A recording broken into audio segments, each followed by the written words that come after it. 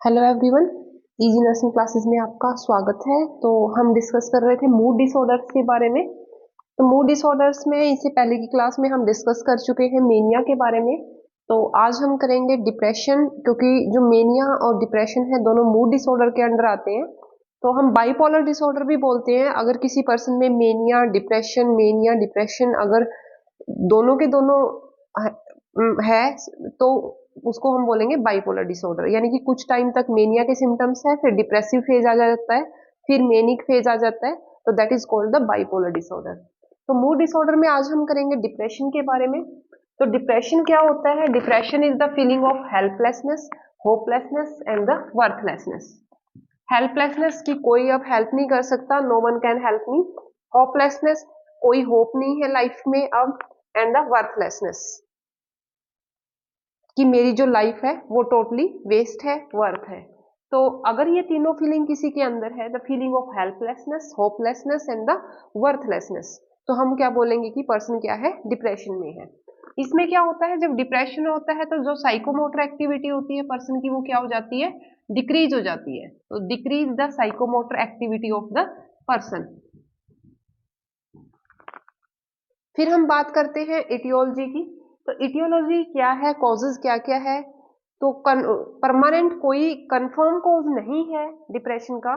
तो हम पढ़ेंगे कुछ थ्योरीज हैं, जैसे कि हर साइकेट्रिक डिजीज के अंदर दी हुई होती है। तो सबसे पहले बायोलॉजिकल थ्योरी। बायोलॉजिकल थ्योरी में बायोलॉजिकल कॉज क्या हो सकता है? तो सबसे पहले न्यूरोकेमिकल थ्योरी कहती है।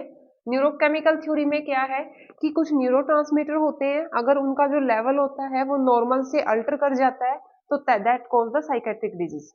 तो सभी साइकेट्रिक प्रॉब्लम्स में न्यूरोट्रांसमीटर्स का रोल माना गया है कि अगर ब्रेन के अंदर जो न्यूरोट्रांसमीटर है उनका लेवल या तो हाई हो गया है या उनका लेवल नॉर्मल से कम हो गया है, तो they cause the psychiatric problem. तो यहाँ पे क्या होता है डिप्रेशन के अंदर, जो नोर एपिनेफ्रिन होता है, norepinephrine and the serotonin, serotonin, इनका लेवल क्या होता है? नॉर्मल से डिक्रीज हो जाता है। The level of norepinephrine and serotonin का लेवल अगर डिक्रीज हो गया है तो दैट कॉज द डिप्रेशन। इसके अलावा एसिटाइल कोलिन और जो गामा अमीनो ब्यूटायरिक एसिड है, जो कि न्यूरोट्रांसमीटर है, GA, gamma amino butyric acid, GABA, ये भी न्यूरोट्रांसमीटर होता है। तो इसका लेवल भी क्या होता है? अल्टर हो जाता है नॉर्मल से, तो that also cause the depression. फिर आती है जेनेटिक थ्योरी। तो जेनेटिक थ्योरी की अगर हम बात करें तो जेनेटिक थ्योरी में अगर ट्विंस को है, एक को है, तो दूसरे को चांसेस होते हैं डिप्रेशन होने के 70% चांसेस होते हैं कि एक को है तो दूसरे को भी होगा। फर्स्ट डिग्री रिलेटिव्स में अगर है तो भी जो चांसेस होते हैं डिप्रेशन के वो इंक्रीज हो जाते हैं। और अगर पेरेंट्स को है तो आगे जो चिल्ड्रंस हैं उनको भी जो है वो डिप्रेशन हो सकता है। तो ये जेनेटिक थ्योरी कहती है कि जीन्स के थ्रू भी जो डिजीज होती है वो ट्रांसमिट होती है। उसके बाद है endocrine theory. Endocrine theory hormones के बारे में बताती है कि नॉर्मल जो हाइपोथैलेमस पिट्यूटरी एड्रिनल एक्सिस होती है that manage the stress.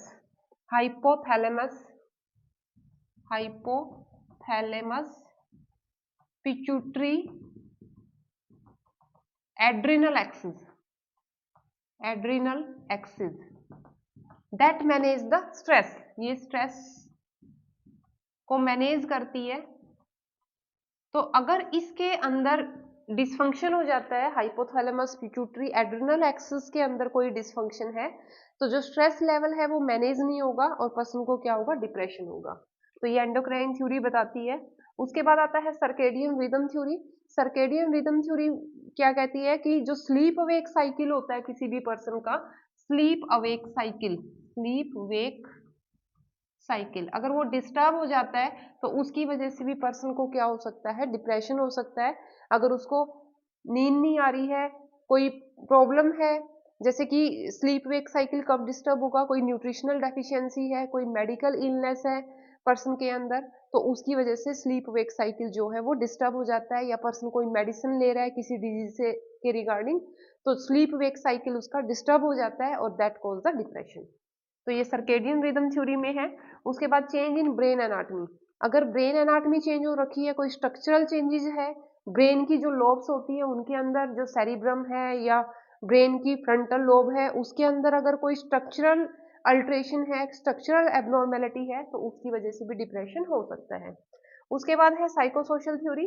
Psychosocial theory में हमारी आती है psycho analytical theory. Psycho analytical theory, this theory is given by the sigmoid fraud, Sigmund fraud. Sigmund fraud ने ये थ्योरी दी थी। और सिगमंड फ्रॉड ने क्या कहा है साइको एनालिटिकल थ्योरी में कि कोई पर्सन अगर ओरल स्टेज के अंदर फिक्स हो जाता है, fixation in the oral stage, तो आगे जाके उसको डिप्रेशन हो सकता है। तो ये साइको एनालिटिकल थ्योरी में बताया था कि कोई अगर ओरल स्टेज के अंदर फिक्सेशन है तो that can cause the depression. फिर है बिहेवियरल थ्योरी कि कोई भी पर्सन है, उसका लाइफ में कोई ऐसा इवेंट हुआ है, कोई स्ट्रेसफुल इवेंट है लाइफ के अंदर जिसकी वजह से उसका बिहेवियर चेंज हो गया है, तो that can cause the depression. उसके बाद कॉग्निटिव थ्योरी आती है। कॉग्निटिव थ्योरी के अंदर आता है हमारा कि कोई भी लाइफ के अंदर अगर नेगेटिव कॉग्निशन है, पर्सन सेल्फ को लेके नेगेटिव है, एनवायरनमेंट को लेके नेगेटिव है, अपने फ्यूचर को लेके नेगेटिव है, तो उसकी वजह से भी क्या है, कोई भी पर्सन डिप्रेशन में जा सकता है। तो कॉग्निटिव नेगेटिविटी की वजह से भी डिप्रेशन हो सकता है। ठीक है। इसके अलावा आती है सोशल थ्योरी।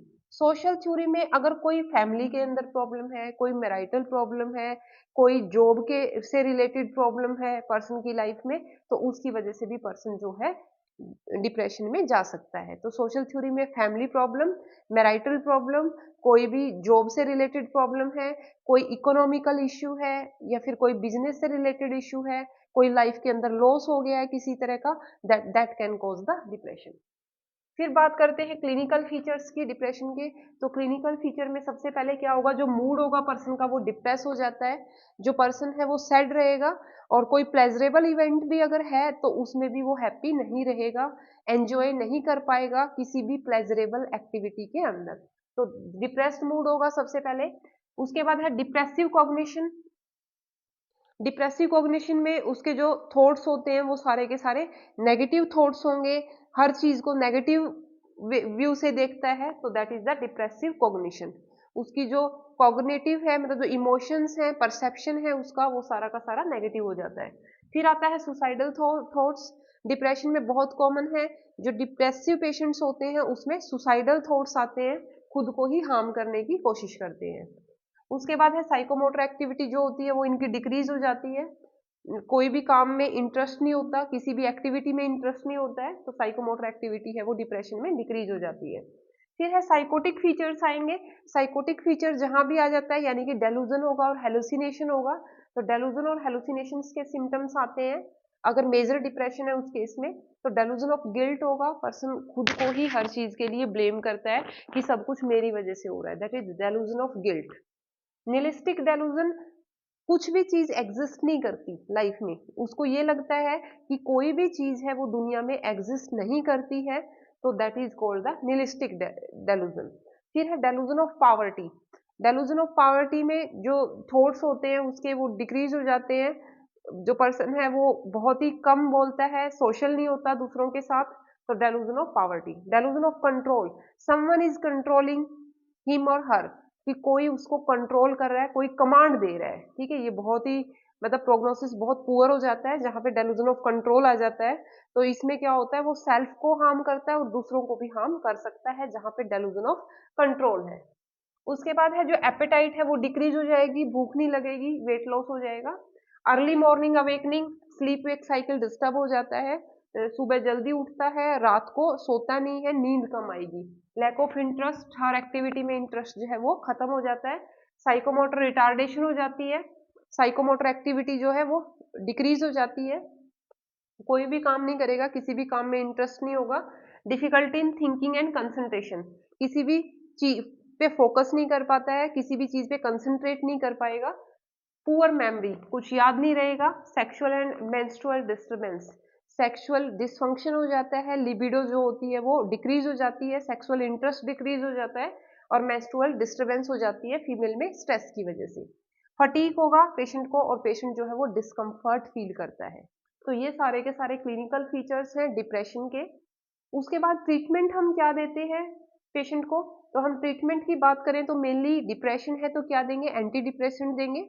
और एंटी डिप्रेशन जो है उनके बारे में हम डिटेल में पढ़ चुके हैं, जो ड्रग्स की का हमने लेक्चर लिया है पिछली क्लास में, तो वहाँ पे सारी डिटेल हम कर चुके हैं। एंटीसाइकोटिक्स कौन सी है, मूड डिसऑर्डर में एंटी मेनिक कौन सी देते हैं, एंटी डिप्रेसेंट कौन सी देते हैं, एंटी एंजाइटी कौन सी देते हैं, तो वो हम डिटेल में कर चुके हैं वहाँ पे।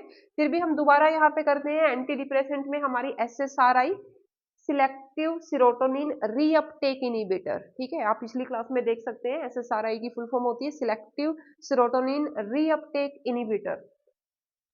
तो इसमें SSRI जो है देते होते हैं, और SSRI में हम कौन सी मेडिसिन देते हैं, SSRI के अंदर हम देते होते हैं पर्सन को इमीप्रामिन and the sertraline, इमीप्रामिन and sertraline. फिर आती है mono amino oxidase inhibitor, MAOI, mono amino oxidase inhibitor. MAOI के अंदर हम देते होते हैं, यहाँ पे देते हैं आइसोकार्बोक्साजिड और फेनाजिन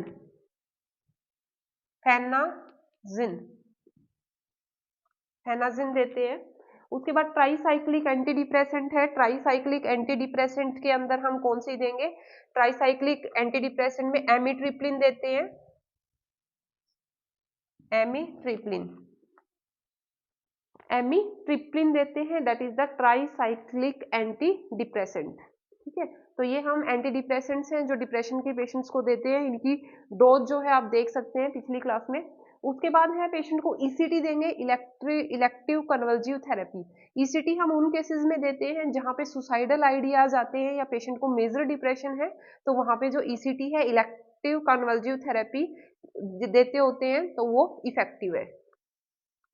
उसके बाद है साइकोथेरेपी हम देंगे, तो इसमें क्या करते हैं, पेशेंट को कि हम काउंसलिंग करते हैं, पेशेंट को स्पोर्ट थेरेपी देते हैं, पेशेंट को फैमिली थेरेपी हम देते हैं, पेशेंट को बिहेवियरल थेरेपी देते हैं, कॉग्निटिव थेरेपी हम पेशेंट को देते हैं।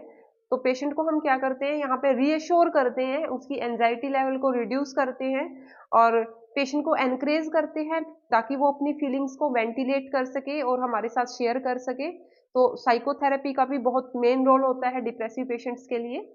तो यहाँ पे बिहेवियरल थेरेपी, ग्रुप थेरेपी, अगर फैमिली से रिलेटेड कोई इश्यू है तो फैमिली थेरेपी हम पेशेंट को देते होते हैं। और इसके अलावा हम क्या देंगे पेशेंट को, हम अदर टेक्निक्स में जैसे रिलैक्सेशन टेक्निक्स हैं, सोशल ट्रेनिंग्स के बारे में बताते हैं, पेशेंट को डिस्ट्रैक्शन थेरेपी देते होते हैं ताकि उनका ध्यान जो है वो सुसाइडल आइडिएशन से जो है वो दूर हट जाए। तो इस तरह की टेक्निक्स जो है या इस तरह की थेरेपीज जो है वो पेशेंट को दी जाती है। उसके बाद आती है नर्सिंग इंटरवेंशन। तो नर्सिंग इंटरवेंशन में सबसे पहले जो सबसे मेन रोल है कि ऐसे पेशेंट जो होते हैं उसमें सुसाइडल आइडियाज होते हैं, तो पेशेंट को अकेला नहीं छोड़ना है, पेशेंट को ऑब्जर्व करना है, सेफ एनवायरनमेंट हमने पेशेंट को प्रोवाइड करना है, कोई भी शार्प ऑब्जेक्ट जो है वो पेशेंट के आसपास नहीं होनी चाहिए, पेशेंट को जैसे कि कोई बेल्ट वगैरह है इस तरह की भी कोई ऑब्जेक्ट जो है वो पेशेंट के साथ नहीं होनी चाहिए, क्योंकि पेशेंट जो है वो सुसाइड कर सकता है। तो सबसे पहले हमने सबसे मेन जो है डिप्रेशन के पेशेंट में इन चीजों का ध्यान रखना है। जब पेशेंट में सुसाइडल आइडिएशन होती है तो बार बार उन चीजों के बारे में पेशेंट जो है वो रिपीट करता है, और जब पेशेंट सुसाइड करता है तो क्या होता है, जो एनर्जी लेवल होता है पेशेंट का वो इंक्रीज हो जाता है एकदम से, और पेशेंट एकदम से जो है अनयूजुअली हैप्पीनेस शो करता है। तो हमें पता होना चाहिए अगर पेशेंट का इस तरह से एकदम से बिहेवियर चेंज हो रहा है तो सुसाइडल आइडिएशन जो है वो पेशेंट के अंदर हो सकती है। ठीक है, दूसरा पेशेंट का पर्सनल हाइजीन मेंटेन नहीं कर रहा है, न्यूट्रिशनल स्टेटस मेंटेन करके रखेंगे, स्लीप पैटर्न मेंटेन करेंगे पेशेंट का, रिलैक्सेशन एनवायरनमेंट देंगे, कंफर्टेबल एनवायरनमेंट प्रोवाइड करेंगे।